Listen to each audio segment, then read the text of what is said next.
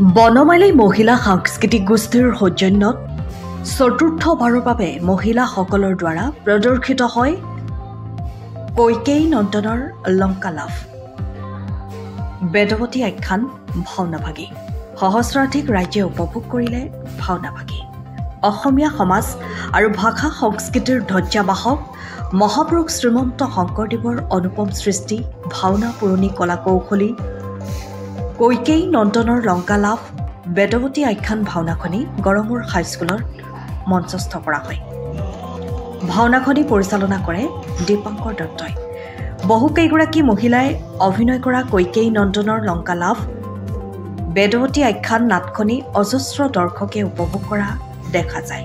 ঘোষক দিগন্ত বৰাই আঁতৰা অনুষ্ঠানটিত ভাওনাভাগী মুকলি কৰে সাংস্কৃতিক কৰ্মী তথা ভাওনাৰ লগত জড়িত অভিনেতা ৰূপঙ্কৰ বৰাই।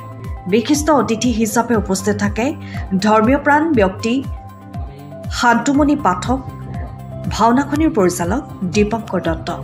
নিমন্ত্ৰিত অতিথি হিচাপে উপস্থিত থাকে জনপ্ৰিয় কণ্ঠশিল্পী প্ৰসেনজিৎ লাহন, পোহৰ লাইব্ৰেৰীৰ মুখ্য সম্পাদক অমৰ বৰুৱা, সাংবাদিক কংকনজ্যোতি শৰ্মা, পৌৰ সদস্য প্ৰশান্ত বৰা, ৰুবুল শ্ৰুতিকৰ, বিশিষ্ট সমাজকৰ্মী বন্তি গন্ধিয়া, যুৱ সমাজকৰ্মী আসিফ ইকবাল হাজৰিকা, যুৱ সমাজকৰ্মী কৃষাণু বৰুৱা, বিশ্বজিৎ ডেকা, প্ৰবাল দত্ত, ঋতু ভৰালী। ব্যুৰ' ৰিপৰ্ট, পোহৰ লাইব্ৰেৰী।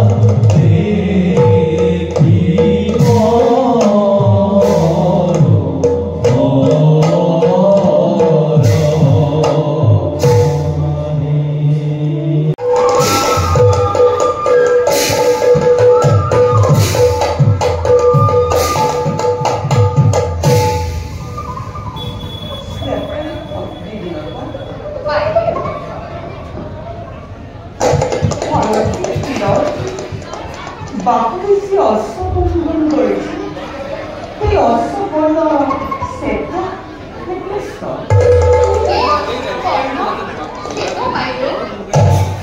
নহয় তুমি ভুল কৰিছা এই অসবৰ্ণ কৃষ্ণ